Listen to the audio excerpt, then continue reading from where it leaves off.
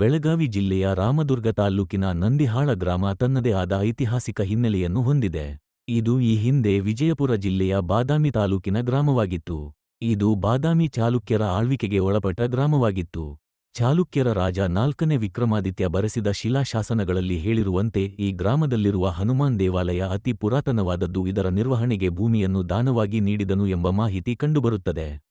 ಈ ಗ್ರಾಮದ ಹನುಮಾನ್ ದೇವಾಲಯದ ರಥೋತ್ಸವವು ಶತಮಾನಗಳ ಹಿಂದೆ ಅತ್ಯಂತ ವೈಭವದಿಂದ ನಡೆಯುತ್ತಿತ್ತು ಹಾಗೂ ರಥವನ್ನು ಆನೆಗಳ ಸಹಾಯದಿಂದ ಎಳೆಯಲಾಗುತ್ತಿತ್ತು.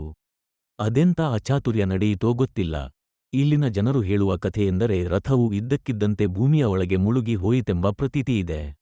ಇದು ಇಂದಿಗೂ ಬಹಳ ನಿಗೂಢ ಮತ್ತು ಆಶ್ಚರ್ಯಕರ ವಿಷಯವಾಗಿದೆ.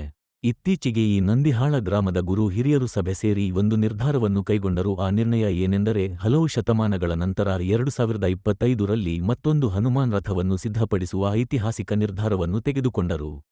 ಆ ರಥವನ್ನು ನಿರ್ಮಿಸಲಾಗಿದೆ ಮತ್ತು ಏಪ್ರಿಲ್ 14ರಂದು ಹನುಮಾನ್ ದೇವರ ರಥೋತ್ಸವ ನಡೆಯಲಿದೆ. ಹಲವು ಶತಮಾನಗಳ ನಂತರ ನಂದಿಹಾಳ ಗ್ರಾಮದ ಆರಾಧ್ಯ ದೇವರು ಆಂಜನೇಯನ ರಥೋತ್ಸವವನ್ನು ನಡೆಸಲಾಗುತ್ತಿದೆ. ಈ ರಥೋತ್ಸವಕ್ಕೆ ತಪ್ಪದೆ ನೀವು ಭಾಗವಹಿಸುವ ಮೂಲಕ ಆಂಜನೇಯ ದೇವರ ಕೃಪೆಗೆ ಪಾತ್ರರಾಗಿ.